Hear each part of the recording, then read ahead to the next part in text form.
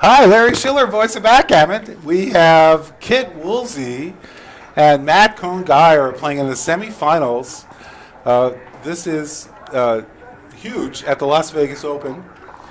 These guys are in the money, and we are, let's see here. We can make this go away. And these guys are getting looking at some positions right now.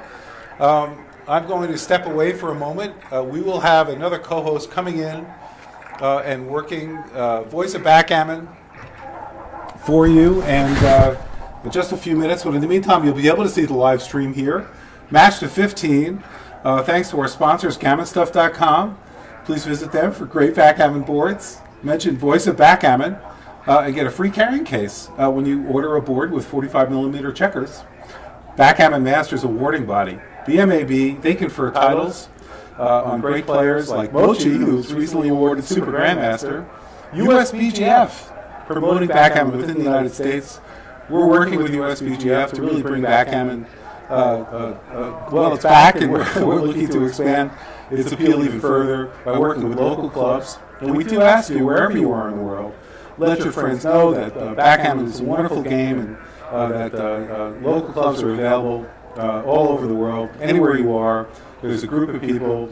Meet up at a bar, have a beer or a Coke, and just play a great game of backgammon with friends. Great for everybody. And I'll be back, and an expert co-host will be here as well. For now, I'm signing off. We're going to keep the video going, so when these guys are ready, you'll be able to watch this great action between two of backgammon's greatest players, Matt Cohn-Geier and Kit Woolsey. Larry Shiller, we'll see you in a little bit.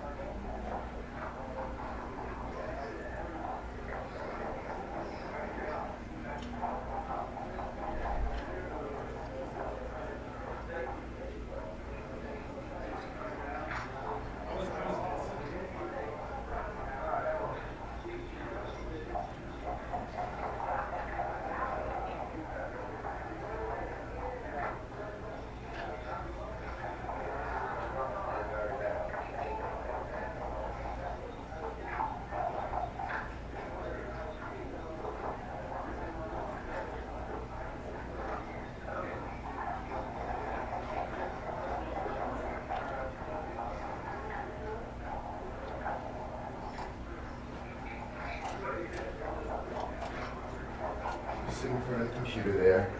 I'm going to drag both of these chairs over so I can use the microphone. So you should put on this headset.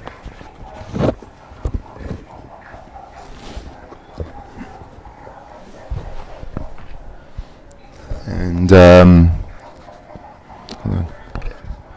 Testing. Okay. Hey, I can hear you, but... Yeah, it's working. Oh, cool. All right, so Jack Edelson here with Jerry Tanzi for the voice of Backgammon, and we're picking up here on the semifinal match between Matt Cohn-Geier and Kit Woolsey. And let's see what's going on. So Matt runs out, and he's trying to force Kit to play some sort of 2-point holding game here. And double fours, probably going to get a cube. I must speak up a little more. Double fours probably going to lead to a cube next turn. Yeah. Anything that doesn't hit, you're kind of stuck in that deuce point. Yeah, unless you rolled, double fives or something, it's tough. So Matt thinking about the cube here, and he sends it over. Now, Kit doesn't have the 3-point, but it still looks pretty big. He just immediately passes this. Yeah, I mean, with a 2-point game like this, you have to have some sort of more counterplay than that, or Matt has to have some more gaps where it'll be harder for him to fill in the points because he doesn't have spares to easily make those points. So a good pass by Kit. Both of these guys, of course, absolutely world-class players, and if you want to see some good backgammon, you're probably going to see some very good backgammon in this match. 4-2 points right on that split from Matt Cohn-Geier. And I have no idea what's going on there.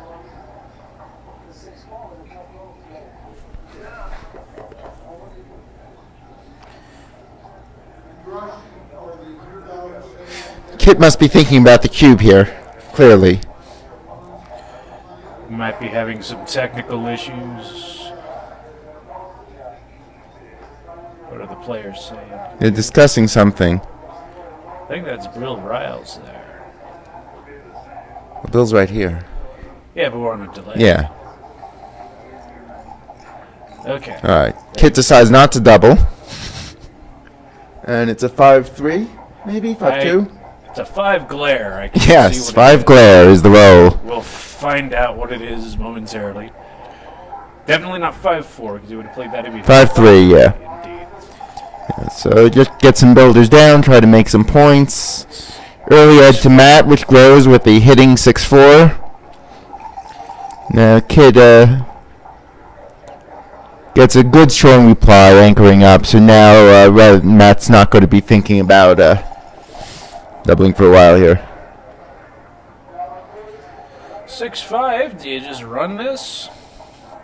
I think you just run. If you're hit, Yeah. you've got one guy back. If you don't run, you've got one guy back. Yeah, exactly, right. He's saying what Jerry's saying here is the worst that can happen is you run is the same thing as what always happens if you don't run. You have one checker back, and escaping the checkers is the priority here. So Now, it does create an awkward stack there. I mean, the distribution is tempting to just stack guys on the ace point as opposed to having 6 on the midpoint, but I don't know. I think I just run this guy. Running the last back checker is so often the right decision, even when it doesn't look like it. I much prefer running. Also, you're leaving your blot in front of a strip point, so it's not quite as bad. You certainly don't want to get hit, but if you're going to leave a blot, the 14-point, the single shot from the strip midpoint is the way to do it. Now, as a counterpoint, Matt has set up the non-running play first, so,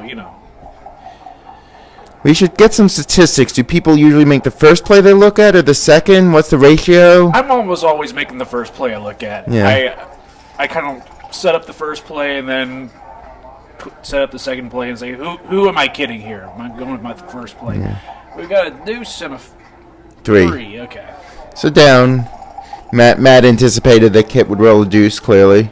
Double fives, and now He has to attack, not really much there. This should buy him time. This hit does is not necessarily he's trying to blitz him and close him out, but it prevents Kit from using his whole roll to make a point to block him in. Well, also it puts a guy in the air and he gets a 4-point board. Yeah. That's pretty awesome. Absolutely. Thinking about Cube here, if he gets out, 6-2s, or, an 8 is a market loss here. Yeah. Pretty much. Yeah, if he's not hit back. And Kit really has nothing. Yeah. Up front. It's a take. Any cube he sends over is going to be a take. But I think you can venture a cube here if you run out. Especially the hits. The hits are the big ones. I'm not sure I agree because, he only really runs past him with an 8 plus 6'4", 6'5", 6'6", and that doesn't lead to a huge drop for Kit. It leads to probably a small to moderate drop, and most rolls don't get there. And there is the possibility of Kit getting some counterplay, so I think this is a little early personally, but Kit giving it some serious consideration, so I'm probably wrong. Hit fan is a huge market. That is true. And the advantage is quite clear. Yeah. Maybe it is a good double. Kit takes. I think it's a clear take. Yeah. Double threes. Okay. Now, do you run out here with those last two as a distraction play so you can't make a point in the inner board, or do you make this play? I don't think running out is necessary here. 60 glare. 6 glare. It's not 6-2. Right. It's probably not double sixes either.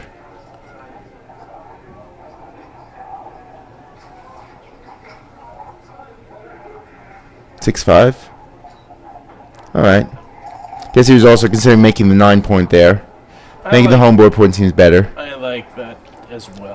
Yeah, the 9-point. You've got an outside prime, but it's hard to bring it forward. Everything's very stripped, and I like just making the home board point. They're good to have. 42. Definitely not 6-2 again. Yeah, these dice are not showing up well today. 2-1. So he boldly slots the 5-point, figuring that that's the only way he can get any sort of counterplay whatsoever. And he pays for it. And he's smacked. Ace down, nothing else available.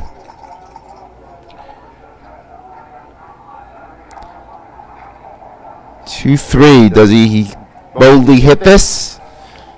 Or mouse it up by coming up to the 20.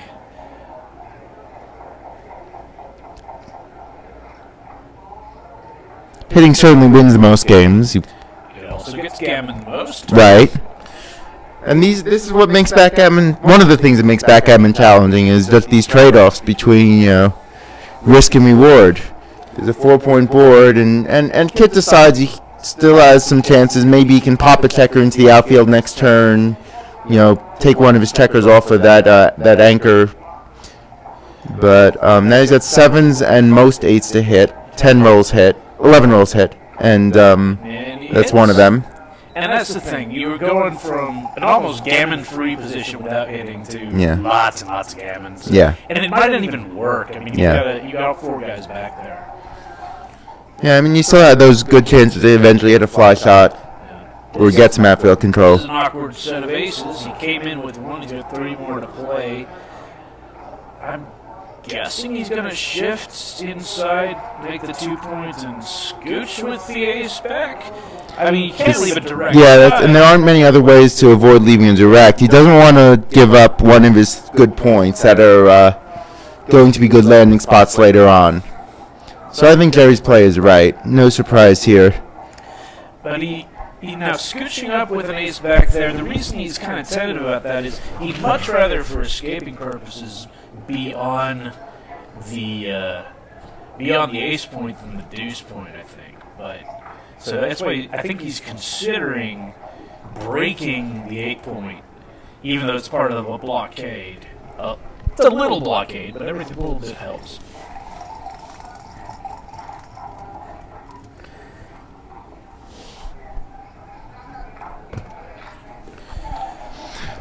And double 5 the response. So he did decide to stay on the ace point, thinking it would be. And it looks like now this double fives make the 5 points clear. He might be considering smacking on the ace or just bringing a guy down. That's Yeah, 20 to 10, it just gives, by taking one checker from the back all the way, it just gives a 6-3 hitter, and it gives him better chances to make the bar point. Oh, and of course, making the 3 point is the obvious thing here. I don't know why I wasn't talking about that. We figured the viewers would have already seen point-making plays. There's no reason for us to inform them about it, and we got to talk about the other options. Yeah, that's a good. Thanks for covering me for that. Anytime, Jerry. All right, 3-1. Not gonna scooch up with that ace, or is he? It's a lot more. It's one more builder, more point-making numbers. I don't know if I would do this. But it does make it easy. It does kind of put the question to that guy. But I don't think it's me. Yeah, these are always tough judgment calls, and I probably step up more than I should in situations like this just to get the extra escaping numbers. But even numbers for Matt can cause difficulties for Kit. Yeah. And Kit is thinking about the cube. What's he got here? Well. He's got the sevens. Any seven is just going to lose the market by a mile. 5-1 probably will as well. 5-1 almost always does. Yeah. At 5-3 point. And maybe some big sets that escape and just dominate the outfield. With a big set with a weak response might be a market loser. Like double sixes with a weak response, making the 2-pointer, coming out to the 14. I don't know.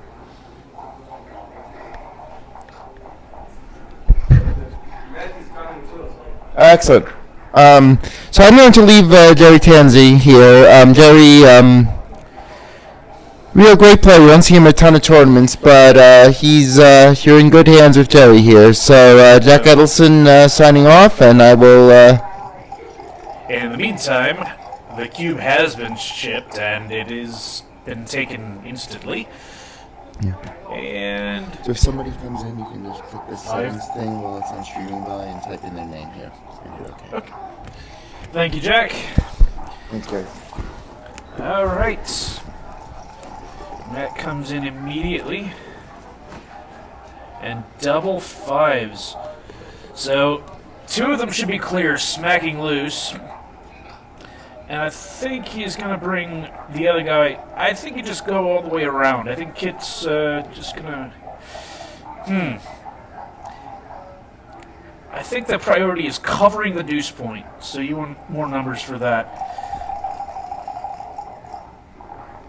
Big roll here. Big fan. Big gammon danger now. And what is that roll? I cannot see it, unfortunately. Can't be. It would be sick if it was a 6-1. I mean, I think it's clear to cover, but it does put 2 in the air right away. But I cannot see what it is, unfortunately.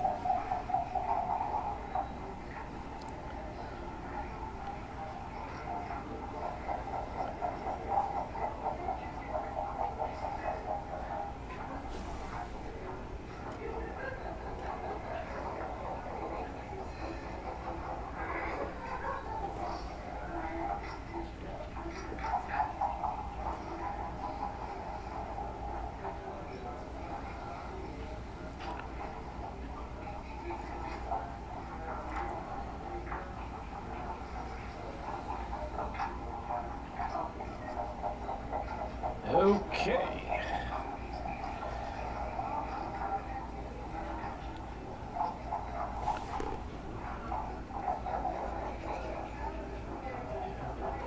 I do apologize. I just absolutely cannot see what those dice say.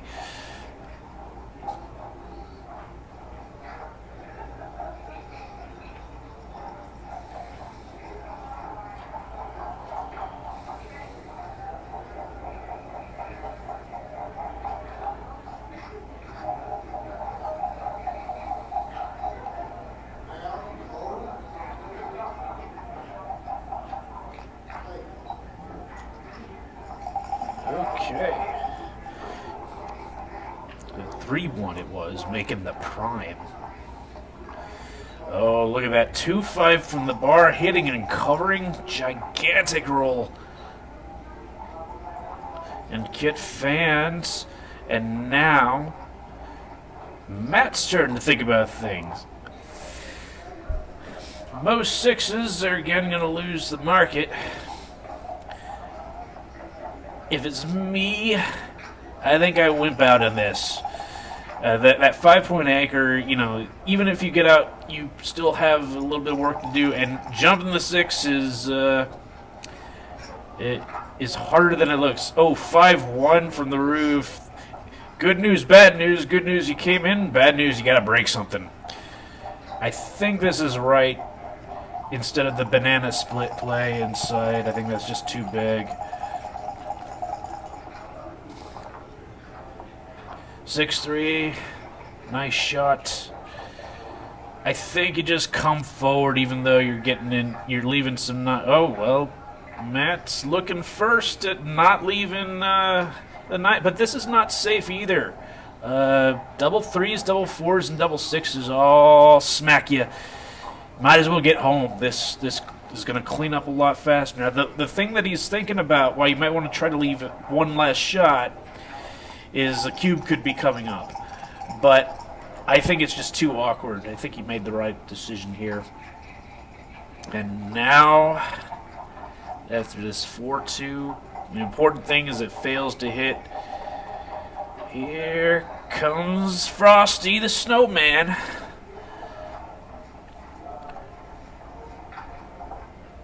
Eight cube and a pass. Just can't take it. Well, that was exciting. Potential 16-point swing if you think of all the gammons that Kit might have won on a 4 cube. Or potential 12-point swing, actually, because Matt only won 4 points that game. And he's up to a 5-0 lead in this race to 15.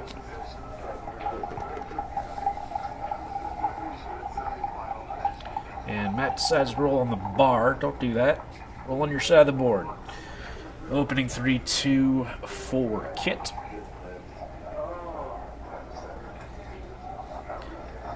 And does he make the big gammon-ish play with 2 down? No, he's going to split and come down. This is my preferred play. 5-1. He's going to split with this one.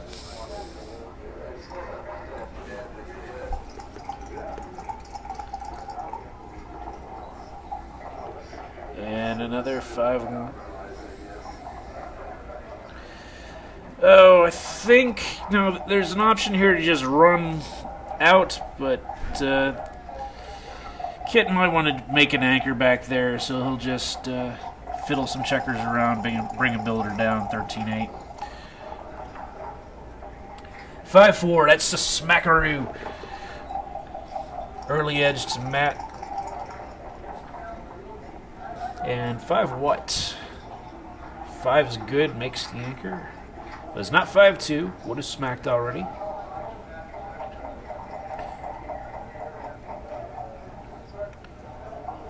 Five, 4. I like this play. It unstacks.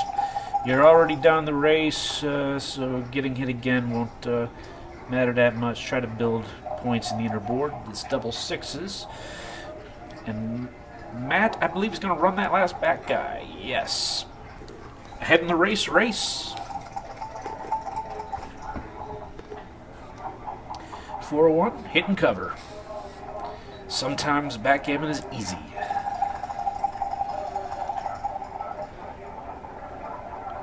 Oh, fan on a 2-point board.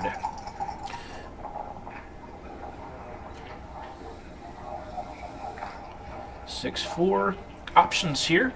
Can make the deuce point. And that's what he's ultimately going to do. Probably more because he can unstack the 6 as well. Oh, another fan. Now down 5-0. Do you think about the cube here? I I think you're just too far behind in the. Yeah, I don't think the race is good enough. I just don't think the threats are good enough here. 6-1. Boldly going after the 5-point, keeping the anchor back there. Now another fan probably going to see the cube. But nope, Matt comes through.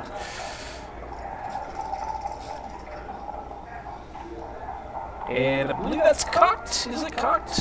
It is cocked. All right.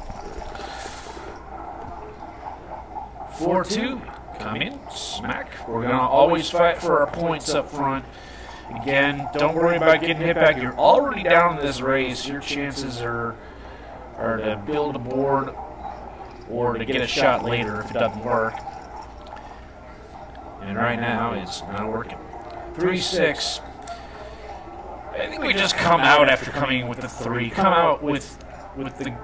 Now, the question is, which guy do you come out with? And I would lean towards... I would actually lean towards the guy further back, or leaving a guy further back, since I'm down in this race already. But that's not the play that was chosen. Now, this is an interesting decision. You're up in the race, but this kind of your natural inclination, if you can hit 2 checkers, is to do that, even though it's leaving some shots around. This can be hard to bring home as it is anyway. Another option is to just run the back checker since you're up in the race, but I like hitting 2 here, even though it does leave a few numbers to be hit from the bar.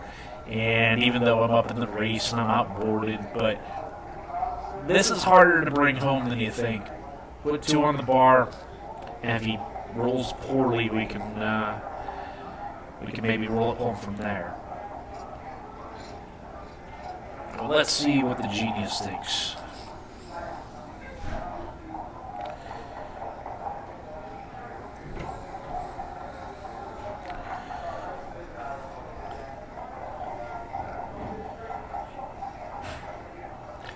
This is the thematic ahead in the race play.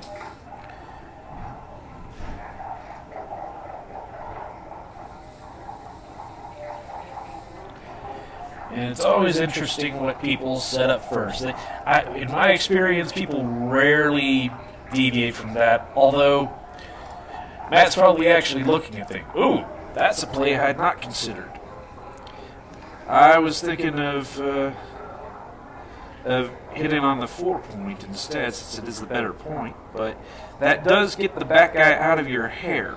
That is a... And Matt decides, head in the race. This is going to smack and keep the anchor, that 6-1. That's pretty ideal for Kit. 1-2. And just going to come up. Now I'm not ever going to be tempted by hitting there. Way too many return shots. Double 6s. You wish you could hit that guy on the 3-point. This is interesting.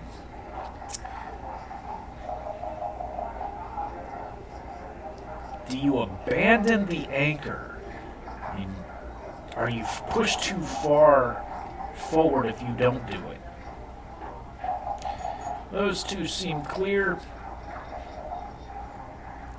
This is pretty strong. Matt's a little awkward up front. Oh, but that is a great shot, running that guy to safety with that 6-3. Still not close to a cube here. That stinger on the 24-point is, provides more equity. Now, Kid is rolling some inconvenient big sets. Double 5s. It's something has got to give.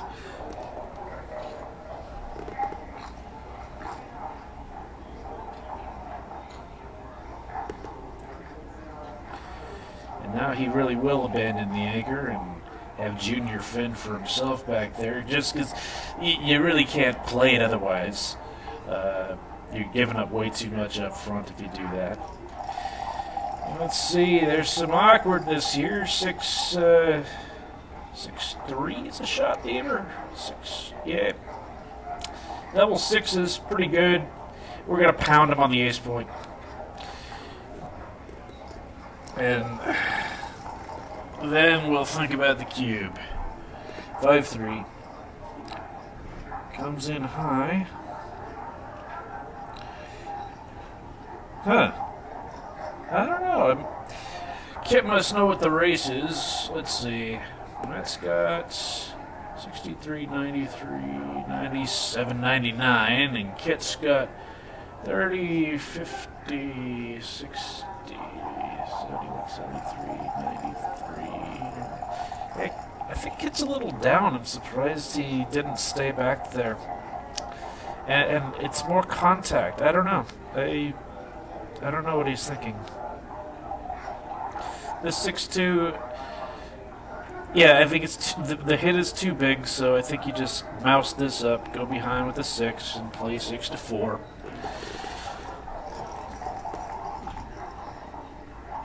All right, 5-4.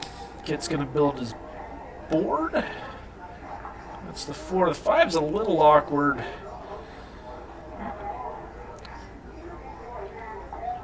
Hey, he's thinking about. Is he thinking about just clearing the 15 point? Is he thinking about running? He's at least going to look at the race now.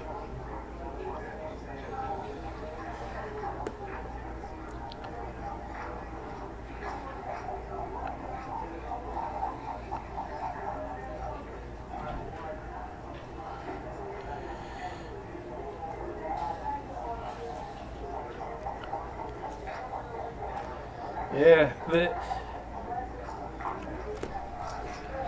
I don't know that Kit's ahead in this race is the problem. But the thing is that, bad racing numbers like double ones play great for Matt if he stays there. And he has to go too far forward anyway. So this gets a little bit of contact with that 15-point guy and decides to turn this into a race. Double ones, uses one of them to slot the 5 and gets 3 more crossovers. And we got a 4-2. Okay. Makes the 5, good for the race. Oh, double 3 is really good for the race. The last one is going to be 8-5. You always want to fill in those gaps on the 5 and the 4. You don't want to be stuck rolling those during bear off and not have checkers there. 2-1 is just awful. And we'll see if Matt's counted this up. I feel like this is probably a cube. Although, and it's a big pass. Yeah, I thought Matt was a little bit up anyway before that, and then that gain of 9 pips is just huge. So, another step closer. 6-0 to 15.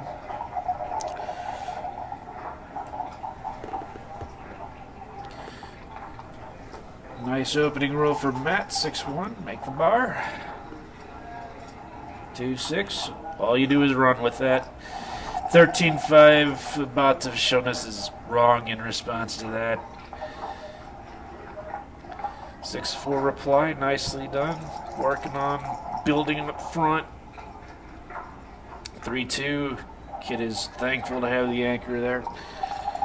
Any anchor in a storm. And 5-1. 5-1's a little interesting. He really doesn't want to do something like play to the 8 and then on the ace point. This is kind of the professionals play. All right, I'm going to slot some. I don't want to dump checkers to my ace point. Yeah, slot the 4, split with the back guys. All right. And promptly gets smacked with a 1-4, it looks like. I don't like the double hit here because the 9-point builder is so good here. And the guy on the deuce point is so bad. So 2-5. Then he's going to smack in response. Enter into. It's kind of thematic. When nobody has anything, you fight for offensive points. That's what you do. I see a 4. Do I see multiple 4s? I do not. I don't know what goes with that 4.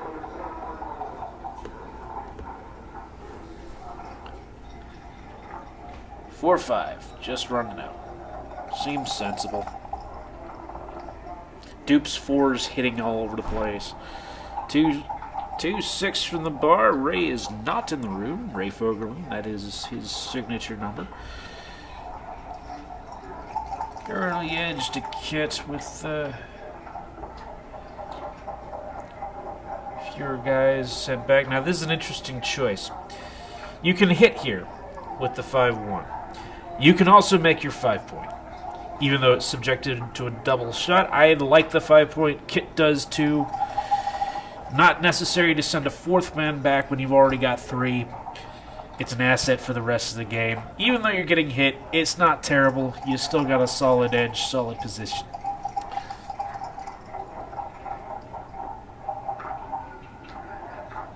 One, 6, nice shake. 4, 6 from the bar. Now, the 6 is going to come out just right away.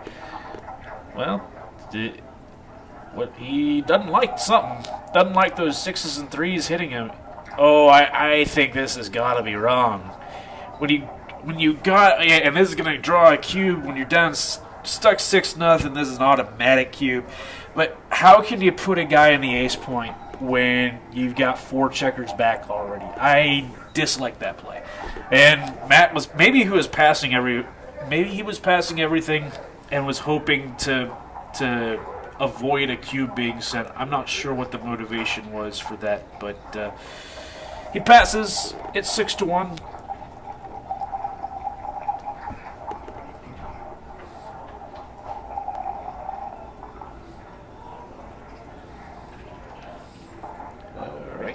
Matt splits with his 5-2.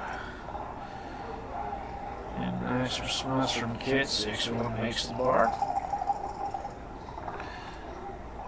3-1. Choice of the 5-pointer, the anchor. 5 points right. 5-point usually beats either 5-point usually beats either 4-point. Now this is an interesting 3-2. Probably just some sort of splitting. I don't like the double hit here because you're not really blitzing. I don't know. The priority, I think, is to get those back checkers moving. I might have done the double split, actually. 6-1. Good news, bad news.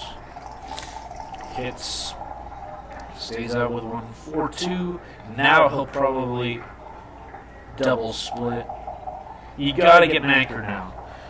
And preferably a 4-point anchor. I think,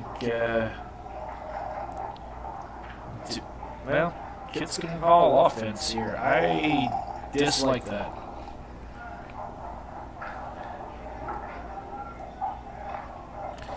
Come in with the 3.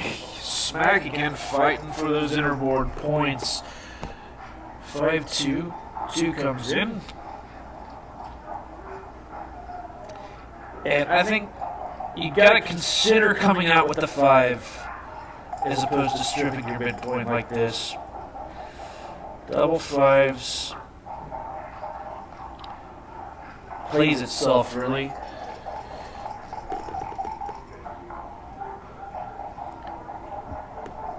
What is that? 3. Oh, it's like, great, he's going to get that die out of the glare. No, we're going to put both dice into the glare. So it's 3-something.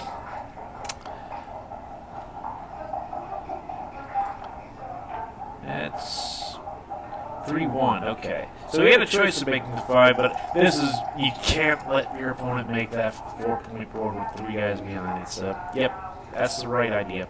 And takes the deuce point anchor, 5-1. Matt wants to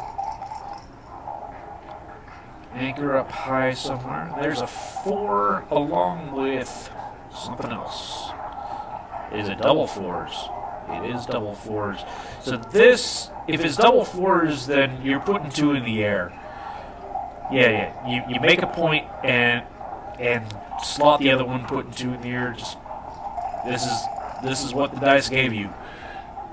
It's not a bad result, but MCG on fire today, always hitting those slots. 4-1, same idea, especially now that you got those 2 anchors back there. You have no problem with this, especially since you're going to be favored to make that 5-point. It works when you're not hit, and it works when you're hit, so you do it. 3-2. I do not like pointing on him. This is the right idea. When you got so many checkers back, your game plan is priming. It is not blitzing. Right idea here.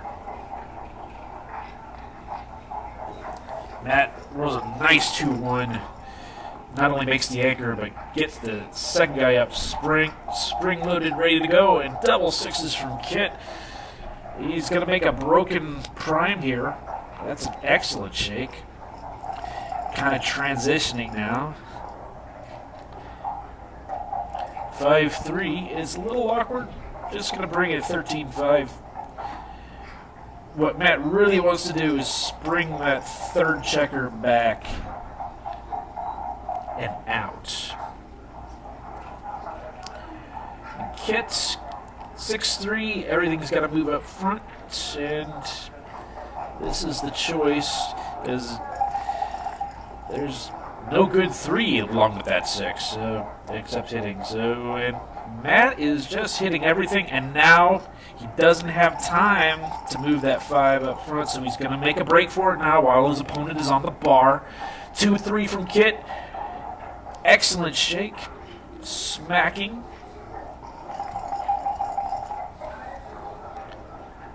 Double 3s. And you're ecstatic with the first one. The last 3 are a little trouble. Interesting decision here. I think that's what you got to do. Put it where it belongs. Kit not even thinking about a cube here. Stuck 6-1. I don't know. I mean, it's a clear take, of course, but I'd have at least thought about it. And this shows why Kit's better than me, because this immediately does not look attractive. Yeah, that stack on the deuce point. A bit ugly.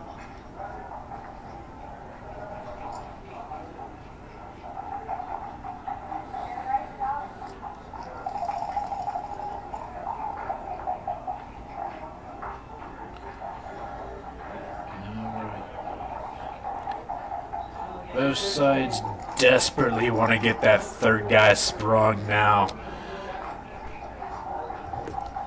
Kit unable to do it, but he's able to keep his prime with that 3-2. And Matt coming up with another great shot.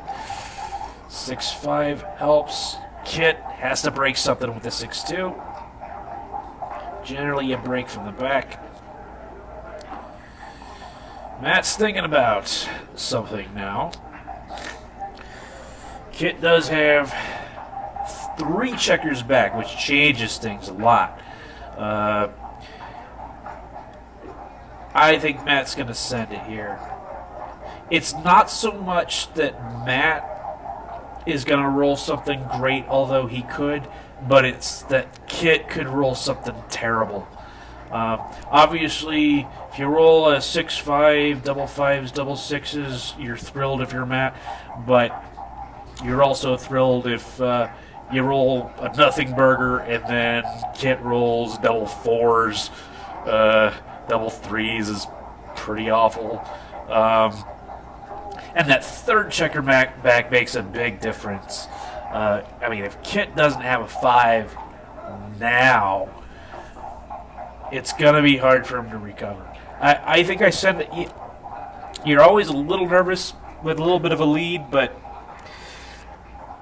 with initial doubles, you know, it's different in a 15-point match. Even though you got a substantial lead, you still have to score. So with an initial cube, you're a little less wary than you would be in, say, a shorter match with a big lead. Because in a shorter match with a big lead, you're, by definition, close to winning. Here, you're 9 points away. You're not close yet. You still need to double when it is an initial double. And I think it is.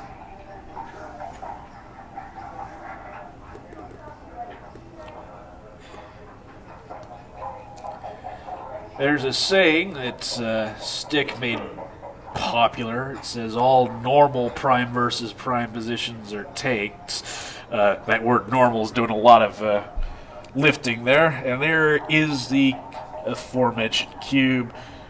Oh, I would hate this as a kid. That third guy back is just so bad. If it doesn't get out now, the game really starts to fall apart. If it's me, I'm letting it go.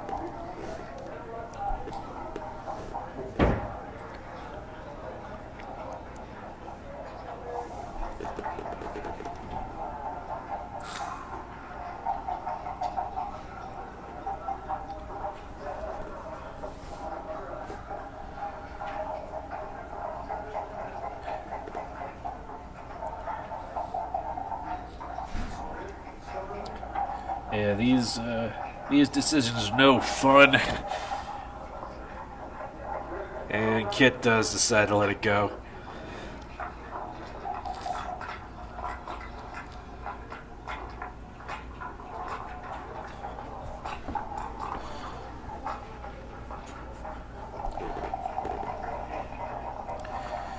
All right. Opening 5-2 for the leader, MCG. Lover's leap for Kit Woolsey.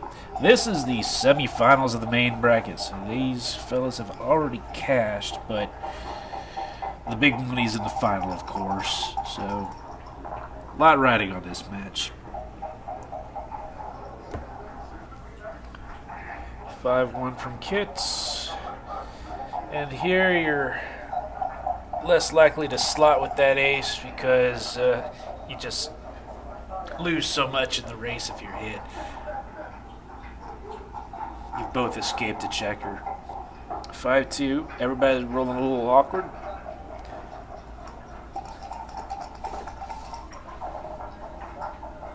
(6-1). Bar point, pretty clear.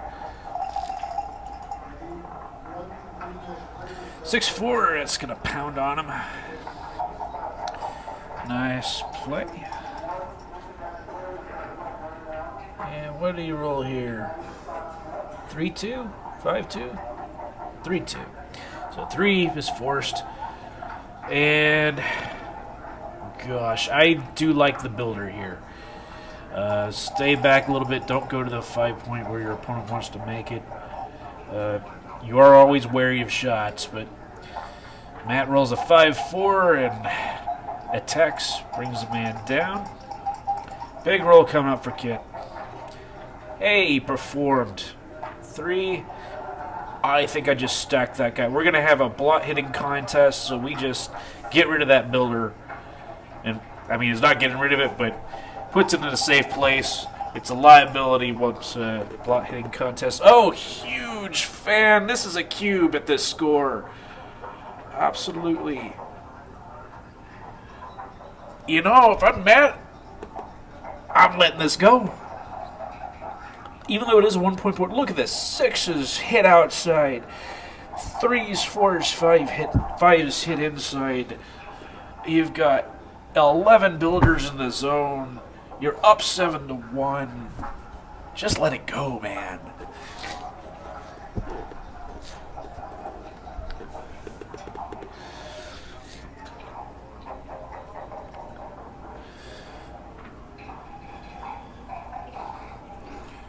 Just let it go.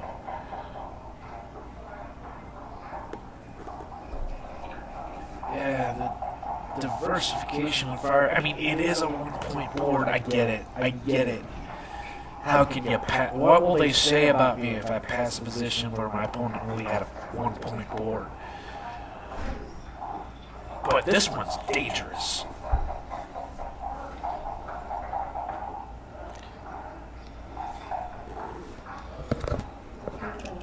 Oh, that's fine. I'm just talking. Hey, yeah, that's fine. A little bit.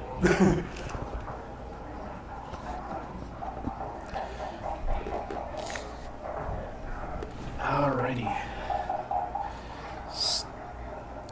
You can tell Matt just done one of the... Actually, Matt's probably going through all the rolls and things like that. He's very good and very analytical. I just wing it by the seat of my pants and say, ugh, drop this. And you can tell which method is more effective by our respective results. So we'll leave it at that.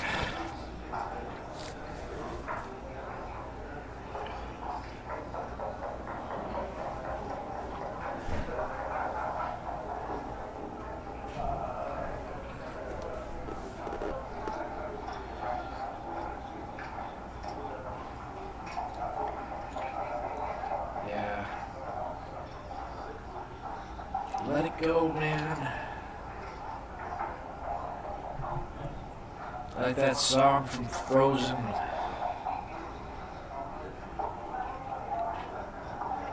Put the voice of Idina Menzel into your ears. Just let it go.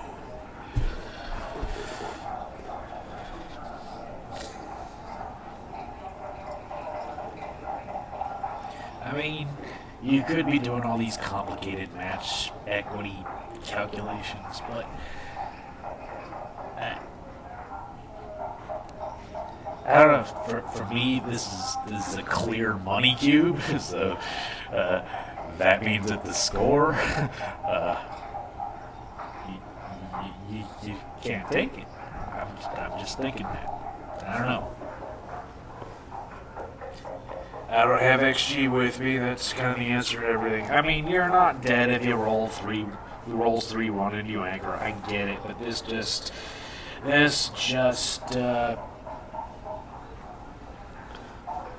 has gammon all over it. It's like, hey, let's pass it and go to 7-2 and take a 5-minute break, like that. But he's really thinking about this. I don't know.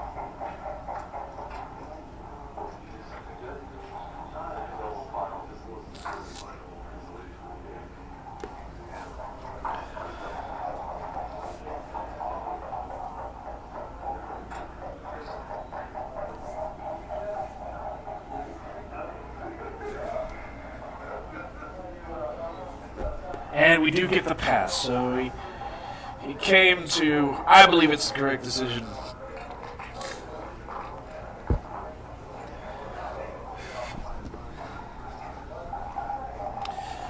Seven to 2. Alright, 5-3 from Matt, making a 3. 6-1 from Kit, making the bar. I'm told they didn't used to make the 3-point with 5 threes. I don't know what people... Oh, double 5s. How inconvenient. It's 20 pips, yes, but it makes a point that you already have. 4-1. Now, I think we're going to see a slot. No? No slot? Be down in the race, man. Down to the race. Prime him. Prime him. I get that you're outboarded. I get it. 13-9-6-5 all day. Oh, 13-8. Okay, it might be right with the outboarding, but I don't know. Well, I just had 2 guys put in the air, and that happened to me, so don't listen to me, folks. All right. 6-2, 13-7, 6-4. Yeah, splitting is dangerous now. And you're not really, well, you're being primed now. I was going to say, without that 5 point, it's going to be hard to make that. It's MCG we're talking about. He's going to just do that. All right. MCG, solid position, has the 5 anchor. I think this is a cube. This is a cube. Totally a cube. It's a cube for money. It's a cube here again. You got a big lead, but you still have to score. Initial doubles, go right ahead.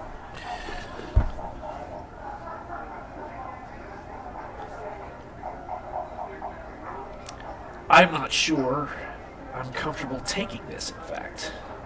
But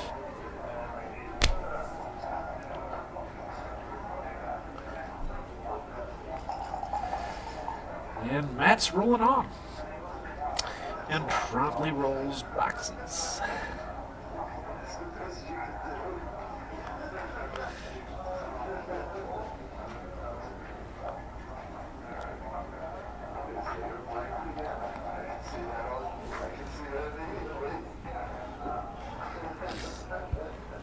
And making a joke, it's like, well, Matt didn't cube because he obviously thought he was too good to double, especially when he had double sixes in the cup waiting for him.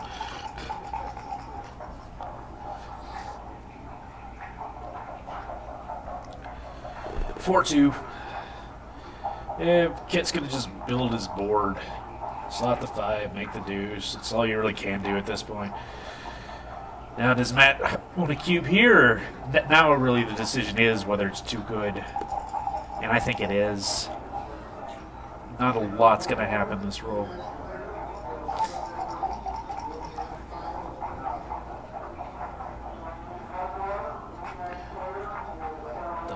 Wait. Oh, Kit thought it said double 5s. It's actually a 5-4. These things happen. You see that ghost pip on the 4 in the middle.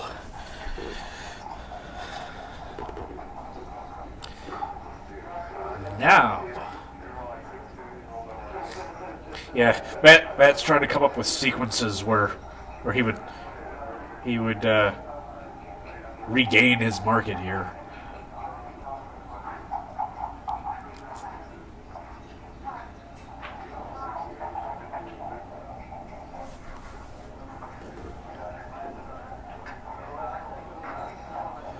And we have Steve Sachs for some reason in the camera feed, and Matt decides to cash this. If it is a play on, I don't think it's a huge play on. Take the point, go to 8-2, and wonder if they'll ever take a break. They are not.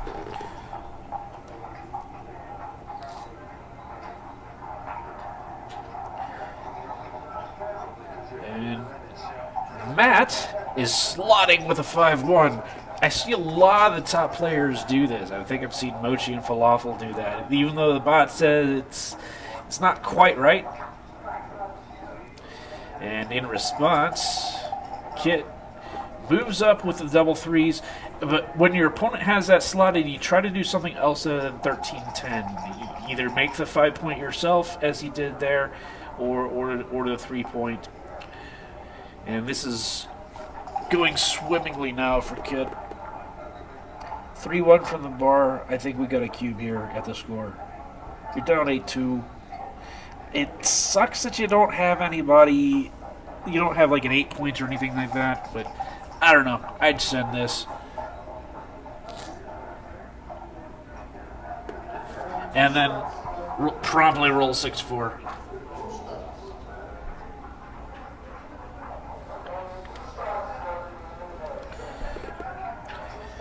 And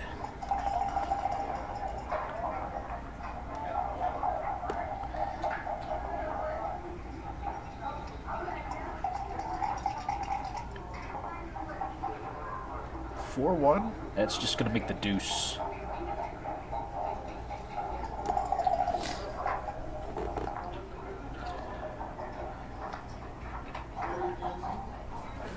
Oh.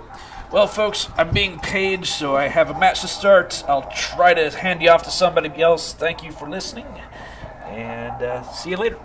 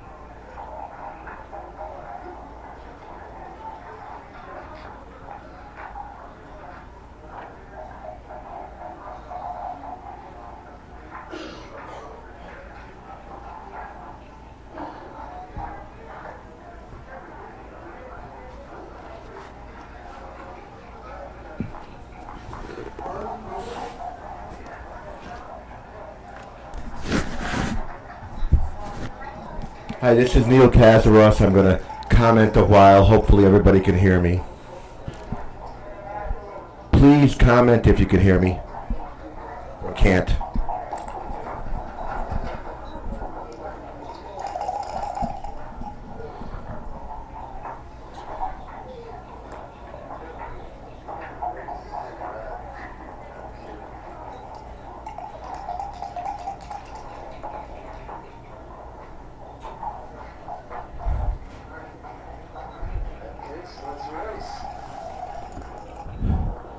The race is nothing Matt's going to consider doubling. Well, maybe now. Well, now Matt has 47 pips. And what does Kid have? This is nothing. Anybody's game. Well, Matt is continuing to roll very, very well. That'll hold off the cube for a turn or two.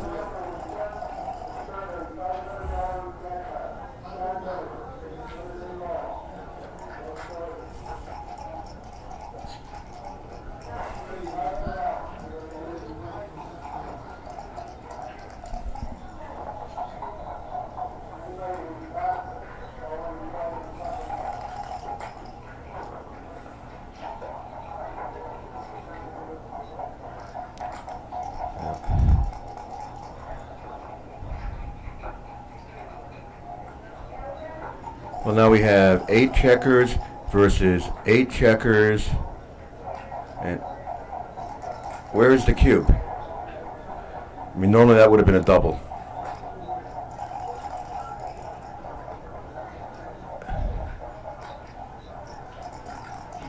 I don't know why Matt wasn't doubling, but I can't see the cube. Maybe Matt's already doubled. That has to be the case. Yeah, I think there's a cube someplace on Kid's that I don't see. So when you're being streamed again, maybe it's nice to have room for the kid to see the cube. What's it now? 10-2, and it looks like Matt's having quite the tournament. But when you play that well, you often have quite the tournament.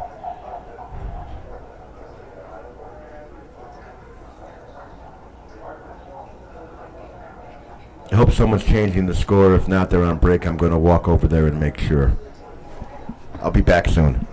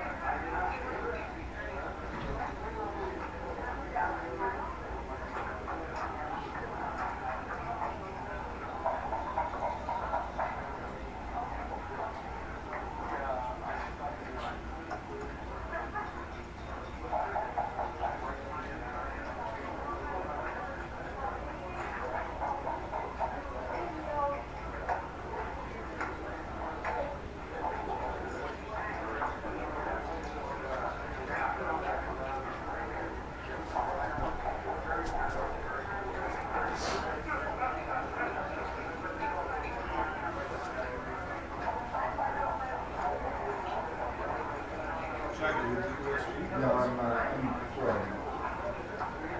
Where are your priorities, man? Let's have you over there.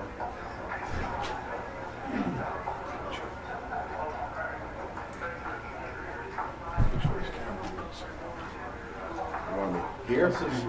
Okay.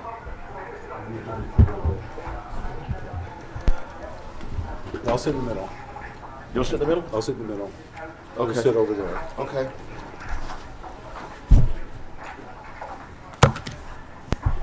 And we're streaming. Oh, we're live. All right, cool. So, have this be your mic? So I was being heard. Good. You were definitely being heard. Loud and clear. And Larry Shiller, voice of Backgammon. With Neil Kazaros. We're live streaming at the semifinals. 10-2, Matt Cohn-Geier versus Kit Woolsey. We're just having the best players in the world, which is what you'd expect, to be here in the semifinals. Do I spell that right? 2 S's. Awesome. So, does anybody want to know the good method? Neil's numbers or Neil's new numbers is slightly more accurate. And it would be accurate in a match this length. So, how do we know what match winning chances are? Okay, let me just introduce this for a second, Neil, for the beginners in the audience. Okay. So, when Neil's talking about Neil's numbers, it's based on the fact that if both players have the same score, the odds are 50-50, right? Whatever the match score is here is 15. If they were both at 10, each have a 50% chance of winning. Obviously, a player who's ahead has a greater chance of winning the match. And so, but it's a complicated thing, and what players have done is they've tried to figure out, what are your percentages of winning if you're, for example, you're Matt Cohn-Geier, you're up 10-2 in a match to 15, you're 5 away from winning, your opponent is 13 points away from winning. Gee, in any match where you're 5 away, 13 away, and that's how usually people say it, they don't say 10-2 to 15. What is the probability of winning? Obviously, Matt has a much higher chance of winning this match than Kit because he's so far ahead. Then there are some geniuses in the world who, instead of trying to memorize a table of 144 numbers to figure out what these probabilities are, and they're called match equities for some reason. It's the probability of winning a match is all it is. And Neil Kazaros came up with Neil's numbers, which is a simple way to calculate with a simple formula exactly what that percentage is, so you don't have to memorize the table. You just apply Neil's formula. Well, he's here, and apparently we have a scoop. There's an update, and we're going to hear about it right now. Okay, so Matt is ahead 8-0 in a match to 13. So Neil's numbers for a 13-point match is 4.5. So it's very simply 8 times 4.5 is 36, and then you add that to 50. So Matt is an 86% favorite here. How about that? Isn't that great? Neil, it's awesome.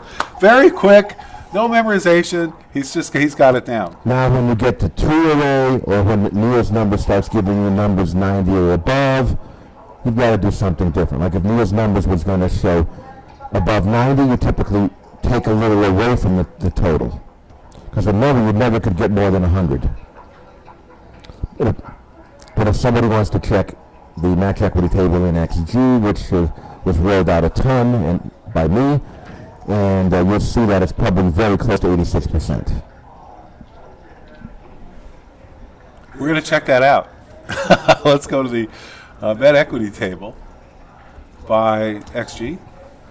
See if that is something. That's an easy way to do it. That's easier. Yeah, I don't want to tie up actually, but I think we might have it here. Oh, is it this one by Tom Keith? Well, we got one here. This is yours from 2010. That's it. And what do we say? 8 away, 2 away? No. You say 5 away, 13 away. 5 away, 13 away. It's 14%. Bingo. 86 to 14. That's exactly what I said in my method. Isn't that amazing? Awesome. Thank you, Neil. That's great. And again, for a 5-point match, memorize a 5-point match table. Beyond that, my method is quite good and within a percent at any score, and usually within 0.5%. All right, now let's get back to the game. Thank you for that, Neil. That is awesome. And where can people find Neil's numbers? It's published. It's pretty widely. You just Google Neil's numbers. Backgammon. That's it. Great. Fantastic. So lucky to have people like Neil Kazaros, putting their genius to work to help bad players like me play better. It's probably linked to BG Galore. BG Galore is a nice site. Again, to find these things, if I don't know the exact address, just Google it. All right, now we've got let's see, Kit's on the bar. Kit's down 10-2, and he's in trouble here. There's a huge prime Matt's trying to build here. He's got a 5.5 point prime. He's got a blot at the leading edge of the prime. Kit needs a 4. He stays out. He rolled 5-6 from the bar. What a terrible roll. Matt is just going to play on for the gammon here. Yeah, it's not worth it. And he's got a 6. He can come out with a great roll. Makes 5.5 point prime. Now he's got the trailing edge as the blot. Oh, he's in trouble. 4-1. He comes in with a 1. Can't hit with a 4 to try to build a prime. Now the 4 creates a new blot. 13-9. What's wrong with 8-4? 8-4 is good. 8-4 is preferable to me. The only reason I was thinking 13-9 is it's because he has a chance to block his 6s. From the 1 point. That's the only reason. Yeah, but I like 8-4 a little better because you want to make that point. You're home board. You know you need the 4 point. Yeah, eventually you're going to need it. Right. It's just what's the immediate tactical need. But I could definitely be very, very wrong about that play. I think only slightly. But the end result is Kit's got another checker on the bar. Double 2s, what a great roll! Oh my gosh, he comes in, he hits, this is a choker. Step up.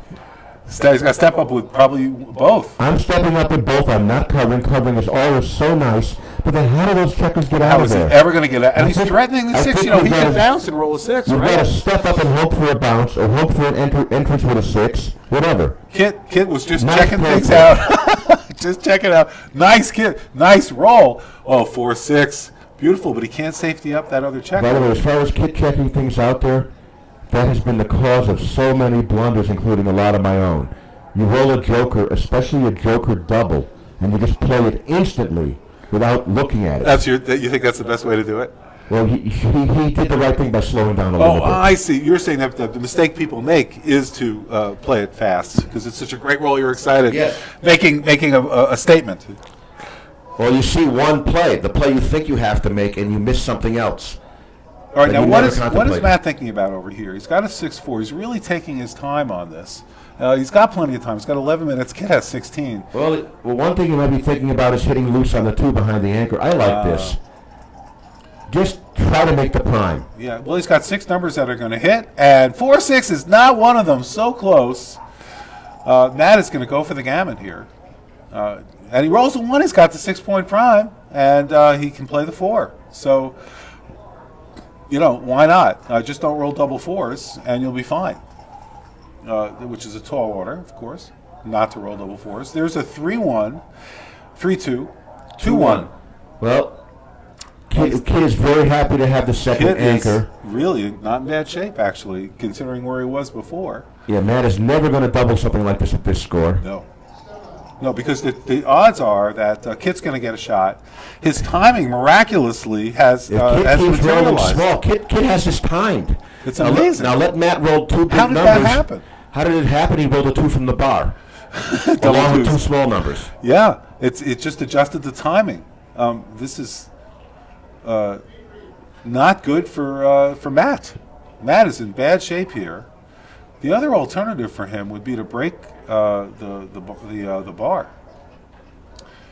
I think Matt, if Matt could play blotlessly, I think Matt was supposed to try to clear this, Yeah. which means break something. Yeah, I'm surprised he didn't break the bar with that play because, he's in trouble. His 6s are forced. His 5s are. I'd like to look at that play later because Matt can be losing right away. When Kit covers his 4-point board and Matt rolls some horror, like a 6-5 that leaves 2 blocks. There's a lot of horrors here. The 6-5 is the real horror. Yeah, the 6-4 is no piece of cake. It leaves a double shot, 1 blot. 1 block. But the thing is that 1 block becomes more later. Yeah. He's in a repeat situation. 4-2 is yeah, right. Break the 8-point. Absolutely break the 8-point. Because then the 9 point's only going to leave a single shot if you have to leave a blot. From Yeah, I break the 8. There's no question. Larry's got this one right. I break the 8. I want that spare point on my. I want that spare checker on my 6. Yeah, that's another good reason. All right, and look, Kid is just rolling small numbers, biding his time. He's got a 4.5-point prime. Matt is in big trouble. This is just, I don't know. It's just, oh yeah, of course. It seems like a natural. Please make this bigger so I can see it. This is a natural. We will do this for you. There we go. Yeah, break the 7 point. I mean, Absolutely. there's no question. Happy to clear. This is a great roll. Happy to clear. 3-1 was an outstanding Worst roll. case scenario now, he's going to leave a single shot, not a double shot. Worst case, he leaves a single shot, but sixes are killed except 6-1 and 6-2. It's true. Double threes! Look at him! Oh, what a perfect roll! Of course, it's just amazing. Matt gets it without leaving a shot. That was a very dangerous situation. And Kit just slots the next point in line. And Kit can't and believe it. And Kit waits. is like, are you kidding me? How did that happen? I had a perfectly timed back game, a 2-3 back game, one of the best ones. Still has an okay time back game. No, he doesn't want to lose a gammon. He should go 7-6 and just, there's a little safety valve there. I would play 7-6 because I don't like playing 4-3. Yep. 6-5. Takes 2 checkers off. I think I take the second checker off. I don't want to put too many checkers on my ace point against any of these games holding the 2 point. Yeah, interesting. You want to be able, so you want to leave the builders there in case. I don't want to do that. This is close. This is close. You have a next because Kid has to often leave the 3 point here, and Matt's hoping to point on him. Yeah, that's great. I like it. All right, makes total sense. What did he roll? He rolled 5, and I can't tell what that is. Well, he hasn't covered his board, so it's not going to cover. Yeah, so it's not a 2. It's got to be a 1 or a 3. 5-1 or 5-3. 5-1, I'm guessing, because I think he sort of put the checker there and then moved it back 1. No, it's a 5-4. Of course you covered. Nothing to think about when you can. Oh, he's thinking about getting out. Yeah. He's playing to win. 5-4. There aren't that many numbers to point on him. I would have made Kids play. I like it. Let's look at the 4 first. 4 is, yeah. You play the 5. What you take? Yeah. This is what happens in backgammon. This is tough, man. When you start putting checkers on the ace point in these positions, the ace point is. They say the ace point is a vacuum. What? Maybe It you should sucks take up 2 or a checkers magnet. off. The ace point attracts more checkers. Yeah. He doesn't want It's to a hit. magnet, This is the the ace best thing. play for not getting hit. And that's the right play, then. Probably. That's the right play.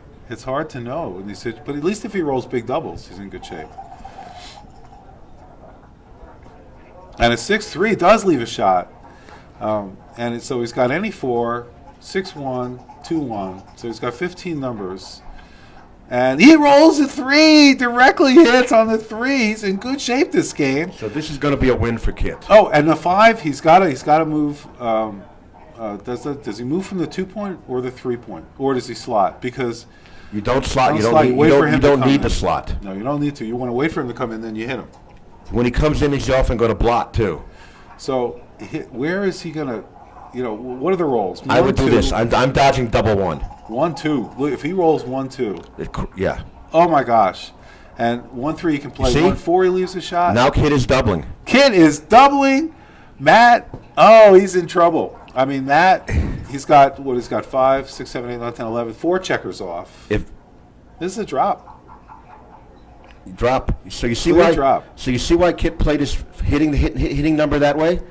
He was doubling anytime Matt danced, so he had no reason to risk leaving him a joker shifting 1-1 Awesome. or anything silly. Very smart, Neil.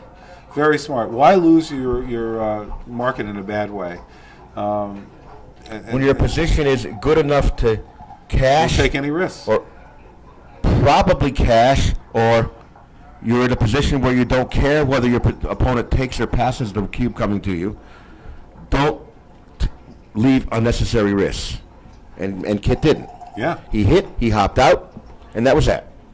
Wow. What a game. He had a hit. He hit that 3. And that's backgammon. Hopeless position turned into a decent back game. That went back and forth. Matt made these miracle rolls, but at the end left a shot, and Kid hit it. Now he's thinking of the 4-2 to make his 4 point. It really can't ever be wrong to make the opponent's 5 point. It does have more value than your 4 point. There's a difference, a big difference. You make his 5 point versus your 4 point, Yeah. versus you make your 5 point versus his 4 point. Yep. Big difference. Always make the 5. And I urge students, not all, I urge students of the game to put those into situations like that into XG and take a look at them. No, can't be wrong advice. XG is going to get those early game decisions almost perfect. All right, so Matt's on roll. He's looking to get his last checker out of here. He can't do it with a 4-3. Plays 13-6. What else are you going to do with this? Now, Kid is looking to pound that last checker. Yeah, or make points in front of it. Yeah, and he does with a 5-3. Here we go. Whenever a player has one checker left, that player knows he's going to be attacked. Here we and go. He bounces from the bar. Matt rolled a 6-3, and he can't come in. At this score, you have to cube. Kid has a gammon possibility here. Matt is stripped. He's got two points with 5 checkers each, and he's got 1 checker on the bar. It won't be easy. Matt is behind in the race. Kid's ahead in the race. So it's a double. So at this score, if you can win a gammon and end up with 7 points, and for Matt, it's I don't know. Is it a take for Matt? Why are we doubling quicker at Kit's score? Because the value of our gammon is slightly elevated above the normal 0.5 on these catch-up cubes, and more importantly, Matt's recube vig to 4 is severely limited. In other words, if Matt takes this double, it's not going to turn it to 8 because then he's not going to turn it to 4. I mean, turn it to 4, right? Very often. It would come to 8. We get it back at 8. You get it back at 8 with 3 points of overage, no value of any gammons won, losing the match if Kid happens to gammon you on 8, etc. Etc. So this is a tough take for Matt because it's in a way it's a free pass. Again, and he's even numbers away. If he passes, it's just he's still got 11. He's got 11 to go. It's not free, but odd even matters. In other words, if Kid had 4 points, Matt could take his position a little deeper than he could with Kid having 3 points. Because if you're an even number of points away, then whatever's on the cube times gammons is always going to be an even number, and it just makes it more likely that you'll win the match exactly with the number of points that you need. If this were the first game of the match, Matt would be scooping this cube, and Kit may not have doubled. Exactly. But here, Matt has a decision, and I don't know what the answer is. I need to know. Not even Neil Kazaros knows what the answer is. I need to know what the pip count is first. So. All right. Well, let's work on the pip count. I'm going to do it my way. Okay. All right. You do it your way. I'll do it mine. I'm going to do it out loud. Inside his board, Blue has Matt is conceded. Okay, 68, 108. It was 38, 77, 91, and Matt was on the bar 116. So Matt was down 8 pips, and I don't fault Matt's pass there because Kit has his 5 anchor, so it's hard for Matt to get in the game. And if Kit makes a 3rd point in his board, and Matt dances again, he's in very serious trouble. So I don't fault Matt passing that at all. I probably would have myself. We have a classic holding game now. 3-1's a little bit not that really tough to play. The only question is, do you slot or split? And it might be. I don't know if that's right. I would move a back checker as Kit somewhere. Yeah, I mean, usually if your opponent has an advanced anchor, it's good to split your back checkers. Agreed. Somewhere. Yeah, even if it's a little dangerous, because right now. It wasn't that dangerous with only 8 checkers in the zone. It has a better board. And 2 builders, but that's right. But he rolled 6-5 a couple of times. In terms of getting blitzed after splitting, the boards were the same. But he would have made the bar with that roll, and now Matt makes the bar and wouldn't have been able to do it. So this game would be really different if he had made the right play. 4-3. He's going to cover with 4 and come up with a 3. Let him attack you now. And when you come up with the 4, you hope he can attack you. You hope he can? You do not want to be hit here. No, but it's a nice roll. 3-2 is great. You mean like a roll of 4-5 or something? You don't want to be hit. But he got hit, and he's in danger of making a 5-point prime. So Kit's got to come in with a nice roll, and he's going to play on the 2 and play safe with the 3. He can't afford to be blitzed. And he with may the wad hanging somewhere. It's dangerous to do that, Kit. Yeah, but if you sit back and ace or 6 locks you behind the 5 prime. That's true. So maybe this is the right play. And double 4s. He's picking up that checker. He's going to hit 2. This is a super joker. This is he can't. He's not covering him through. Not a super joker. It doesn't cover, but that'd be a super. If you ask Matt to call his number, he might take that one again. That's right. Double 4 is a pretty nice roll, and that's what I was saying about you don't want to leave that straggling checker out there, but that's the pros and the cons. You also want to be able to escape with the 6, but because you're up there, he's going to hit. Those plays with 1 checker back against any kind of reasonable board with the priming or blitzing threat. Those things, I urge everybody to study those in extreme detail. Blunders are made all day long. Oh, so look at this. So Kit, including some by me. Kit comes in with a 3, hits with a 3. Matt comes back. Now Matt's got 2 of his Kit's checkers on the bar. But Kit is not to be denied. He comes back with a 3 and hits. They've each got a checker. Matt's got to come in. Matt's got the better end of this deal because he's got a 3-point board. Oh. But he rolls a 5-6 and bounces. So Kit is ready to attack. 6-2 puts a second checker on. Before Kid can attack, he has to come in. Now does Kid hit the second one? Of course he does. Yeah, you got two, put 2 men on the bar. Now he's got only. It's not only that; it's where does your 6 play?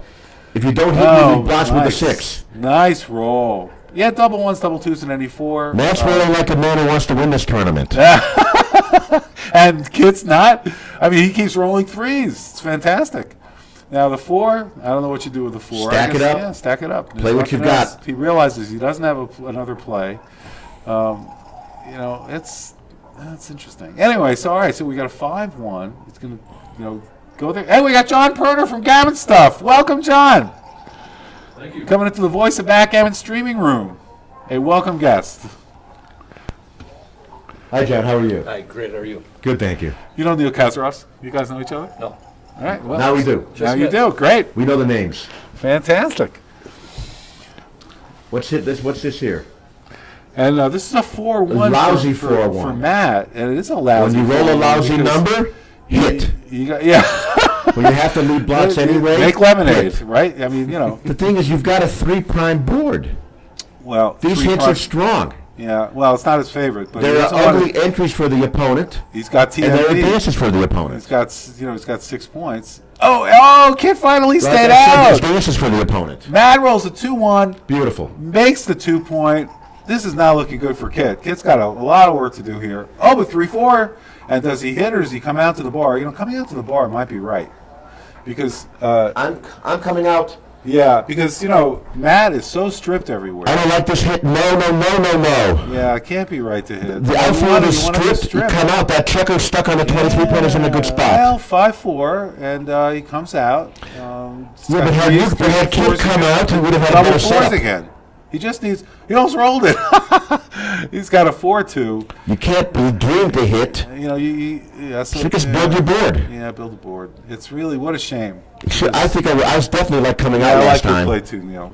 We're probably both wrong. All right, so Matt's on roll, 6-2. Can safety up that checker, and why not do Put it it? right on the 8-point and sit on the position. Yeah. Because if Kid can't move from the 22-point, his position is going to He deteriorate. gets a 4 or 6. And he rolls a 3-2. Gag. Yeah, it's tough. Well, now you clear the 8-point. Kid can't afford to be hit again. Clearing the 8-point makes a lot of sense. Well, maybe you make the 3-point and pay 13 shots to get some flexibility. Yeah, he's not. Kid says it's just not worth it. He's He's got a outboarded. 4-point board, If right? he- It's if he- outboarded. if he gets hit again, he can get gammoned. Yep. All right, here's a 5-1. So that seems like an easy play. Just play 8-2. I mean, what else is he going to do? But he's looking at. He Kid doesn't. now. Matt does not like burying checkers. Yeah. Well. If he gets away with this, it's a great play. Yeah. And he's doing it. I agree. This is great. Now, I a agree. beginner or intermediate player or myself would never think of making this play, and he really can't punish him for it. What's he going to do? Leave 3 blots on his home board? This is tough. This is tough. I have Now, no idea how to play this. at a normal score, Kid is getting doubled here. He'd make it doubled anyway. Well, if this score is not, no way. He finally rolls the double 4s. And what what a great beautiful roll. number this is. It is a beautiful number. Safeties everything up. He does leave himself the double 4s and 6-2 back, but so go for it. There's an alternative. The alternative is to put the pieces back and make the 9-point and look at the position.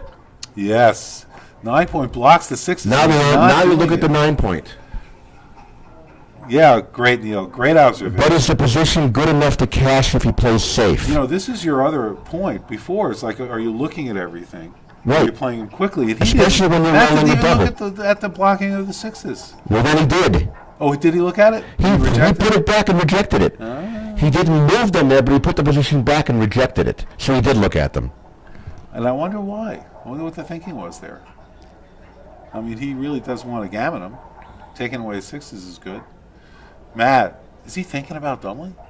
What's the pip count? Oh, well, he's pretty far behind. The thing is, Kid has rubbish now. Kid's board is rubbish 27 now. pips, just with those So, three checkers so there. Kid hitting a fly shot is not meaningful now, really. No, Of course you double. that's so interesting. It looks like a double to me. Don't need to count So the he pips. doesn't have any gammon chances here. Not enough to risk getting hit.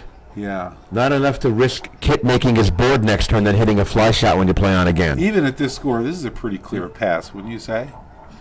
His home board is not like It looks like a pass to me because unless I happen to hit a 4-4 fly shot or something, it's very dangerous You're to going to get hit a in the couple of fly outfield. shots.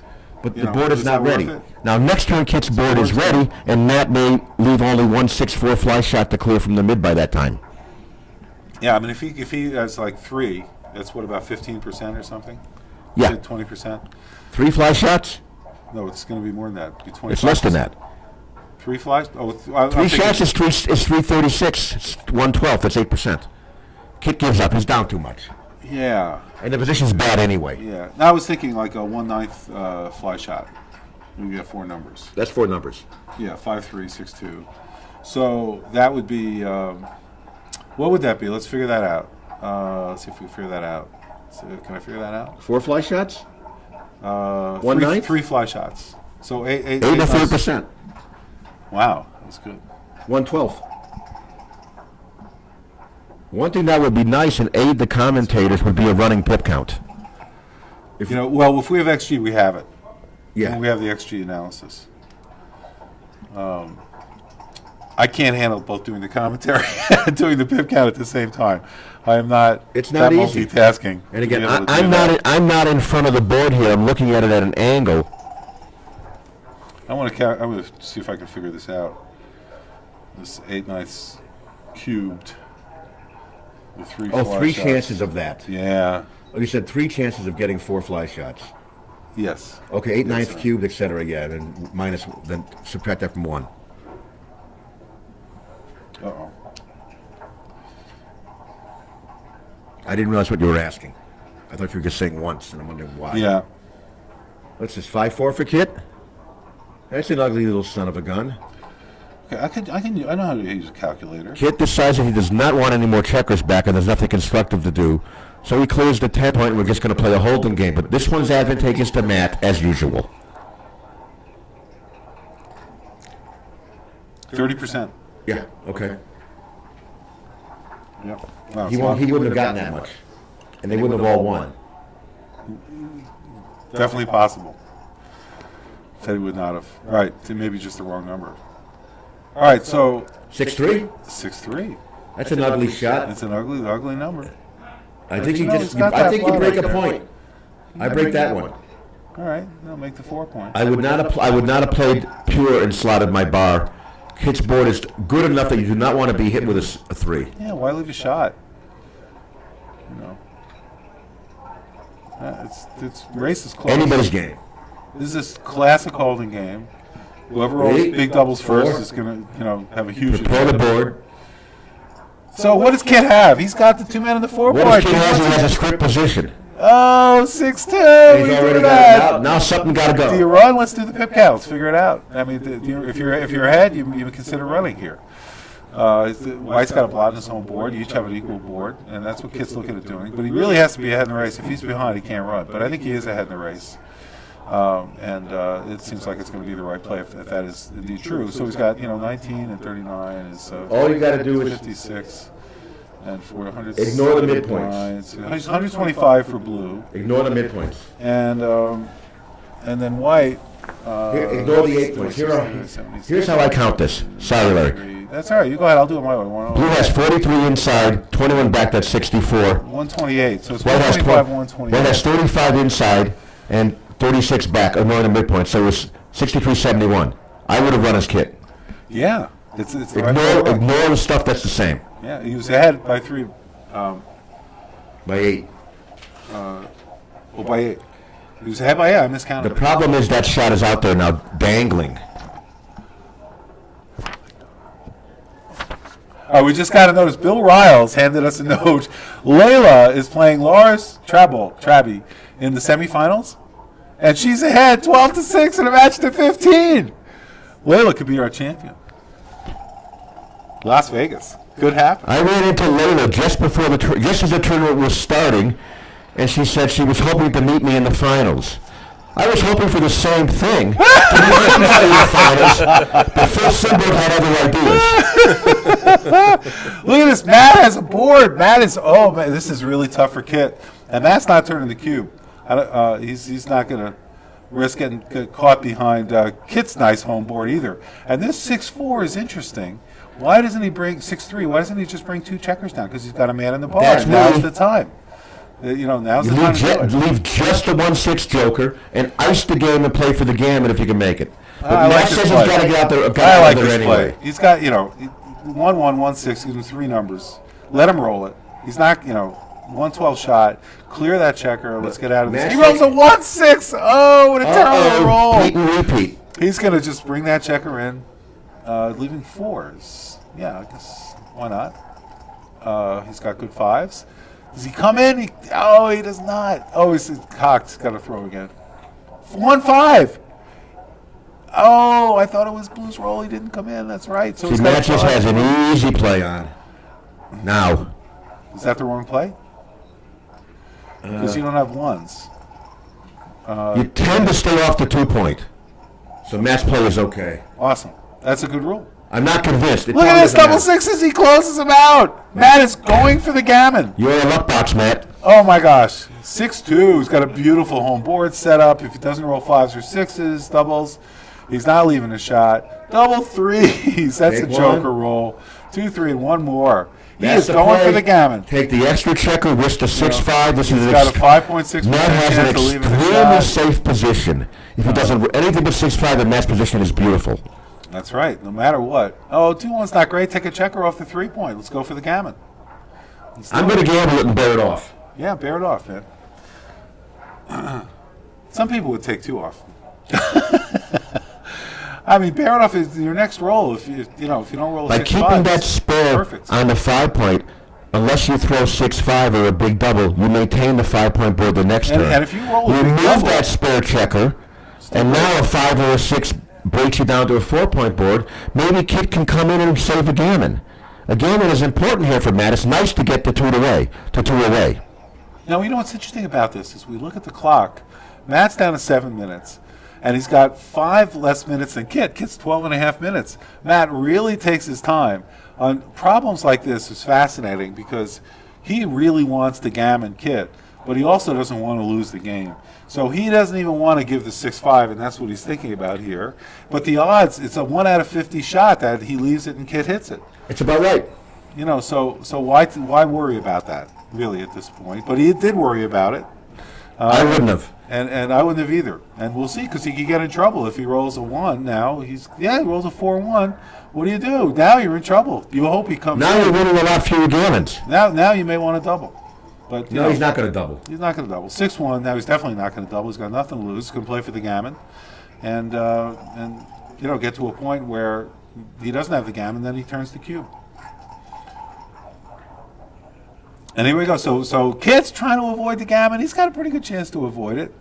Kit's going to diversify for his checkers for crossovers. Always want to leave yourself a 1 on Yes. these crossovers. Yes, that's key. Yeah. Oh, Matt rolls double 3s. He's going to be off in 4 rolls. Kit better, start Matt was hustling. probably a favorite to win a gammon after he played safe. Totally. But yeah. still, Yeah.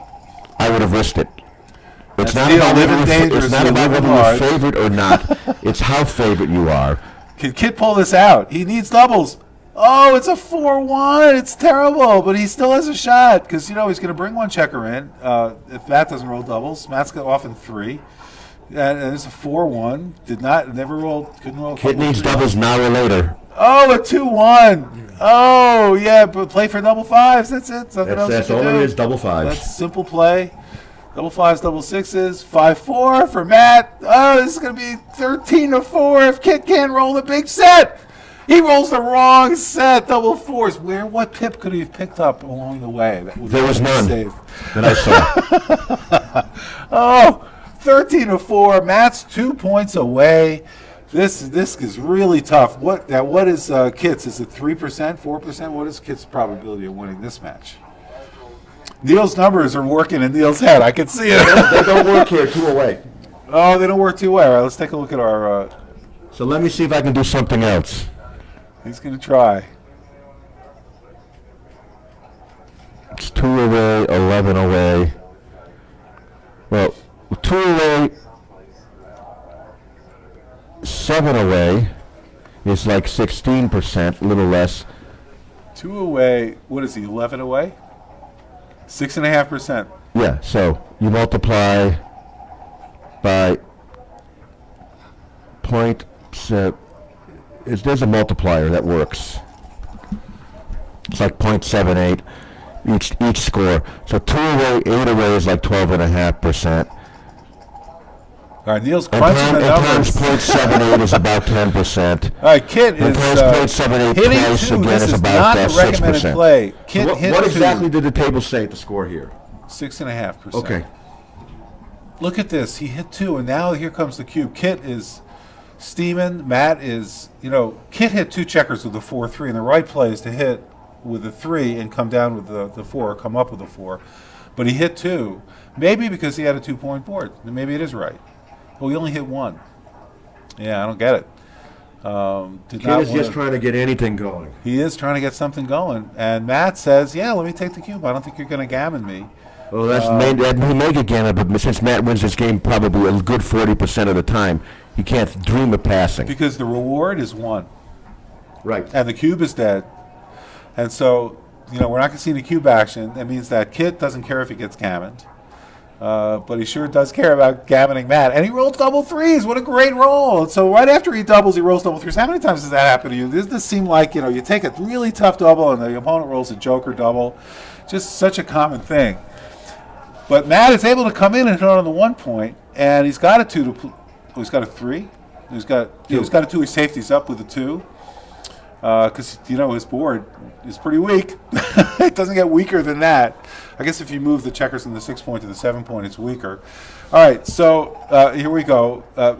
Matt got hit again. And he rolls double 3s again, but when you're on the bar and the opponent has the 3 points, not going to do you much good. And this is double city over here. Is Kit going to switch points? What's the roll? Double 2s. Double 2s is the roll. And... he's thinking about bringing 2 down and then another one to go in and put pressure. I might have been right to Kid switch. is playing pure. He's got 3 checkers back. He's realizing that the blitz is probably not going to work. That's why he's bringing more ammunition. He's got 10 in the zone. Now he's got 9 in the zone because he just got hit. This roll, he's got a 2-6. Where do you play the 6? So the 6 is no good. Yeah, I know. You play out to the bar. Matt does not want to be hit. Okay? For sure, Matt does not want to be hit. Playing out to the bar gives a few more shots, and certainly gives him a 6, where he wouldn't have had a 6 before. But on the other hand, I don't want to give Kid a 6, but I do want to try to. But if he does give him a 6, he's got to break the midpoint. Yeah, that's the point. Also, if he rolls a 4, he's got to break. But those breaks are builders. This avoids the 6. But it keeps him with his midpoint. I don't mind giving him the 6. But they're not linked. So you mind giving him a 6 if you don't anchor or hit back because you're getting blitzed. Yeah, I mean, this minimizes the numbers that hit. And so that's probably the right play. I think so. Yeah, I take it back. Bars, 4-1. Well, he's gonna come in on. Oh, it was cocked.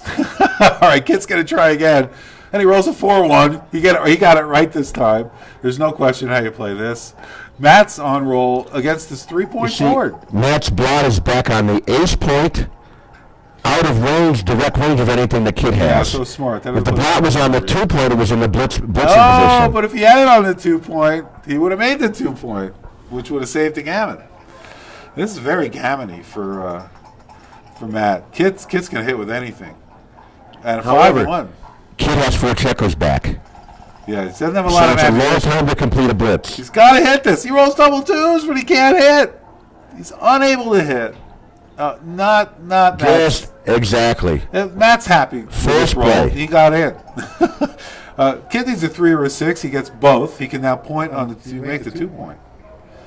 So what do you do? This is a tough play. What do you do? Do you make the 2-point? Maybe it's just better to come out with a 6 through, in the outfield and make the 5-point. This is a tough play because you've got 4 checkers way back, and if you make the 2-point, you've only got one new builder there. I'll tell you, Neil, why I like coming out, playing 21 to 15, and then covering here, because if he does run one of these back checkers and he doesn't hit, you have another man buried down in the outfield. And you're duplicating the ace to make good points hit you or anchor. And he's not going to hit you with his right. strip points. My guess is he's going to cover the 5-point and pop out. That is, so Neil and Larry agree. Oh, he pops out. That's a better checker to pop out on. That's the one I was talking about popping out with. I thought yeah, you were too. no, I was thinking of the other one. No, you said 21 to 15. This is the right play. Oh, I did say 21 to 15. You're going to come out, this is the right play. I'm sorry. I did say that. I was thinking the other one, though, when I said it. It's funny. But, yeah. You see, and Matt has rolled 6-2, but most rolls were not good for Matt, including this one. This is a horrible roll. I mean, if Matt could have anchored or hit the fly shot or something, okay. He could come out. Yeah, what do you do with this shot? I mean, this is awful. And he's going to have a triple shot. He came out and he gets the, if he comes out, plays the full roll with his checker on the 23 or 24 point. All right, we're broadcasting live from Las Vegas. It's the semifinals of the Open. Matt Cohn-Geier against Kit Woolsey. And Matt's got a tough 6-2 to play. I'm here with Neil Kazaros, giant of backgammon. You see here how many books. Passive pressure building a nice 4 prime. This is fewer shots, and it keeps. Oh, I like that play. It keeps what Herb Gurley used to say for wanting to get an anchor. He's got both feet down. In other words, he's got 2 slots for an anchor. All right. Well, he gives me He a decides he shot can't stand it. instead. He's just going to try to get. I hope he gets missed. And he is. He got missed. He's going to get shifted upon right now. Yeah, he's gonna play I think I'm shifting now. No question. 1, 2. And just make the 11-point. Yeah. Simple.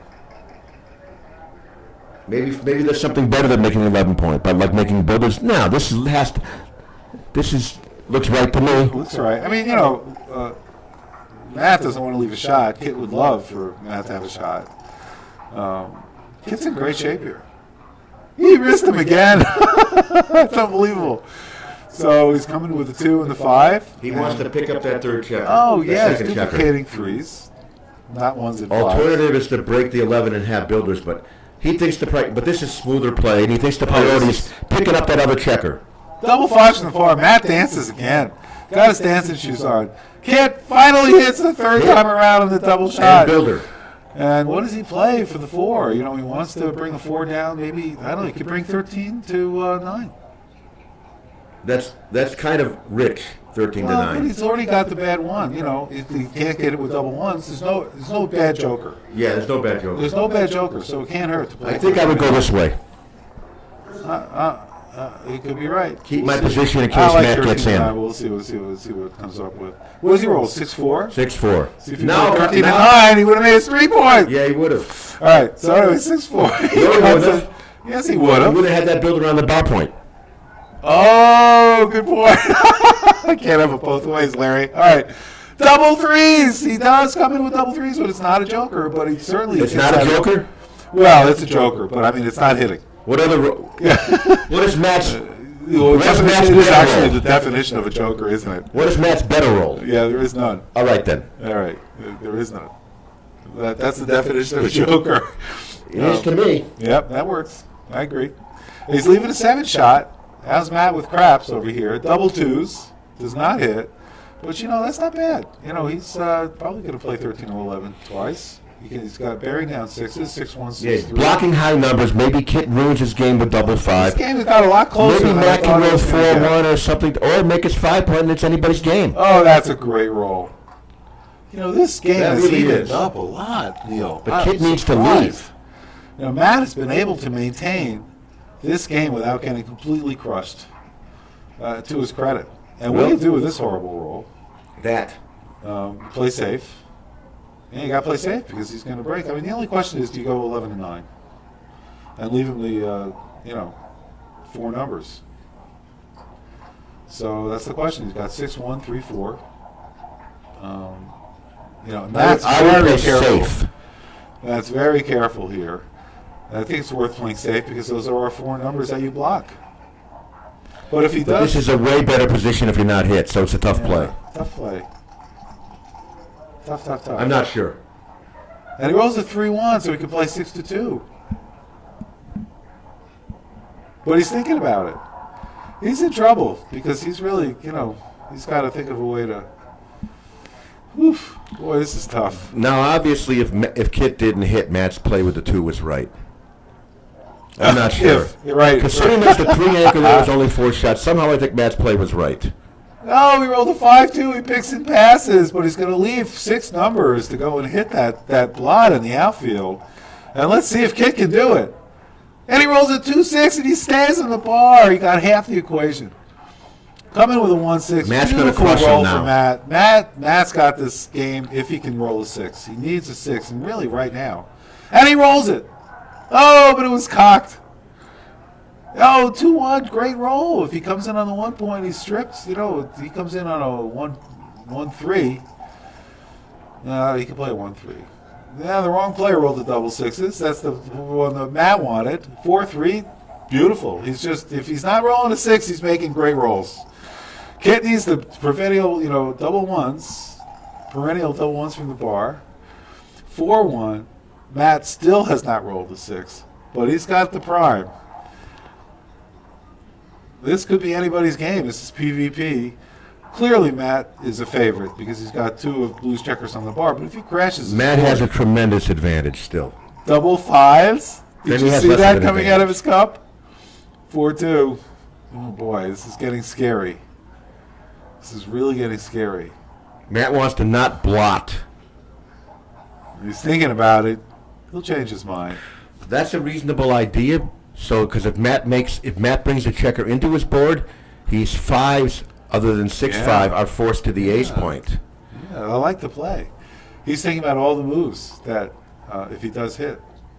But if you roll a 5, maybe you make the ace point with it. It's not the end of the world. Yeah, that's right. What do you do with your 5? Right now, your 5s don't play well. The problem is if you slot, the opponent Kit's aces play well. You also need a 6 to get out and cover. I would not slot. I'm not slotting here. I love the slot because he could roll. Like, what if he rolls a? He comes in with a 1. Part of the problem is Matt needs to leave with a 6, Yeah. which is duplicated. I'm doing this. Yeah, makes sense. Yeah, good point. All right, Neil's got good reasoning for his way. This is great to have these discussions. These are like chouette discussions without having to pay. It's great.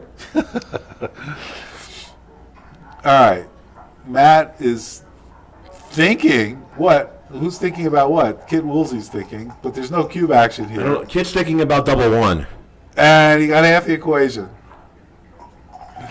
Rolled a 1-6. 5-2. See, he just makes the point. Yeah, well, he's leaving the shot. This kid's got a chance to win this game. This is backgammon, folks. Unbelievable. And he rolled a 6. He came in. Alive. Who's the favorite now? I would say Kit. The kid is definitely the favorite now. It's actually wants to stay out I don't know about that. unless he rolls a 3-6. I don't want to stay out. I want to come in. He wants to. Oh, he's still got that other blot there. This is tough. So Blue's not coming in. I'm thinking Blue wants to stay out. Look at this! Oh, he rolls the 1-6. The The perfect roll. 1-6.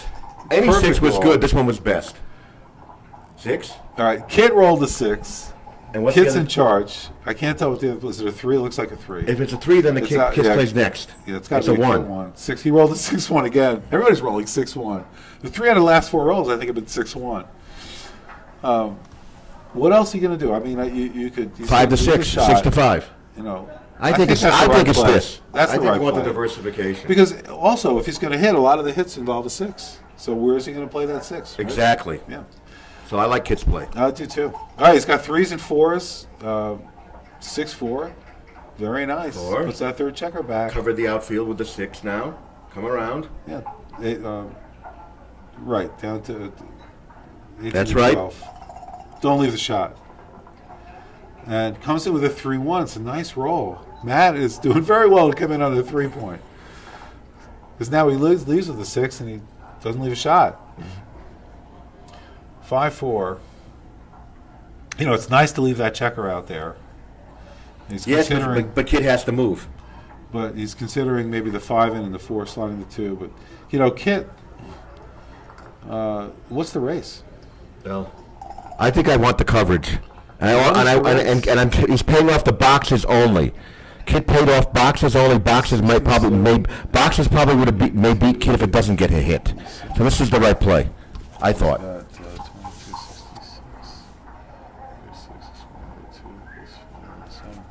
So, you know, Blue doesn't need to have any coverage. Blue's up by 20 pips and before the roll. Blue just wants not to be hit.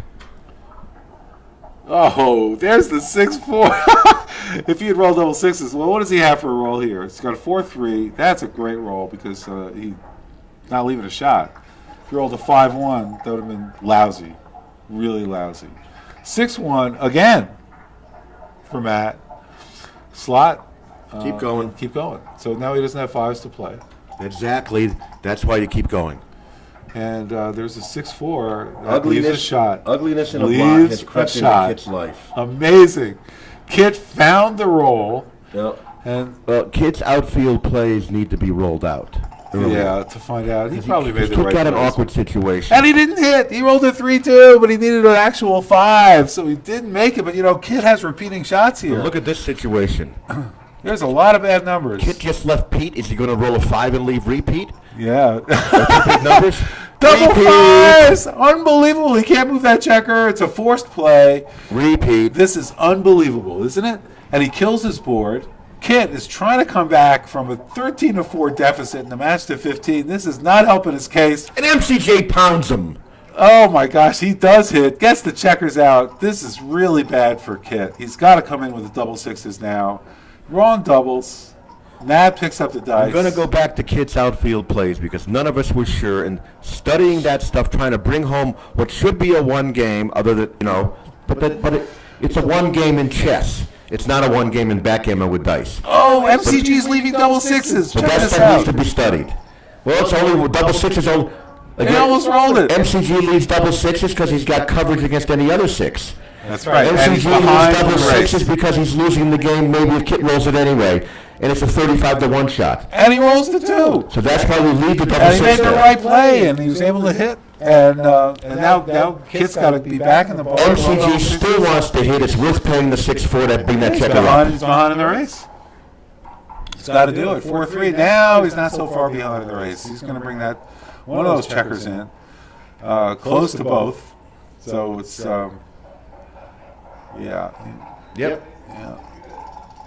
And now he needs a 6-3. He doesn't roll it. Kit's, you know, Matt has all the doubles. Matt's It a looks huge like favorite. Matt is a huge favorite to win this match. Is that, did he do a legal play? Yep. 5-3. Comes in with a 6-2. Late. Kit can still win this game. Couple of boxes and he's in it. Kit's blotted. Hopefully, if Kit's going to win this game, he's going to start with big doubles. 6-4. And that gap on the 3-point is not going to hurt. Oh boy. He's got. MCG is having no trouble here at all. No, none at all. Nothing silly for him. The only thing about Kit. Oh, come in on the 1 and take the 5. No, I don't think that's right. Is that right? I don't know. I don't know either, because you want to take off 4 checkers with double 1s too. So you would have had 3 points with 4 checkers on them. 4-2's okay. Kit needs to take 4 checkers with double 5. So He's off in Probably 5. his last play. Matt's off in 5, and Kit's off in 3. Kit is So let's dead. see. this 6-3. ends it. That is tough. It's not mathematically over, but Well, it didn't really end it because he's still even. Yeah, it basically he's is. not even. He's Kit not needs even, 3 doubles in a row. 3-2. And he concedes and the match is over. And MCG genius Matt Cohn-Geier beats Kit Woolsey in a match, crushes Kit in a match 15-4. Great match. Really, Kit could just not get it going in this match. How frustrating that must be for him. He's laughing now because it is backgammon. But these two guys really had a hard-fought match. Lots of really interesting plays. I want to thank Neil Kazaros for joining me as the expert co-host. My pleasure. I may be back if Larry would invite me. We'd love to have you back, Dale. Consider yourself invited. An absolute honor. This is Larry Shiller with the voice of Backgammon, thanking our sponsors, GammonStuff.com, the Backgammon Masters awarding body, the USBGF. Hello, Victor Ashkenazi is about to begin his doubles match. And so stay tuned, because shortly we will probably be broadcasting the doubles match live from Voice of Backgammon at Las Vegas Open in Las Vegas, Nevada. Larry Shiller and Neil Kazaroff, our expert co-host, will be back with you shortly.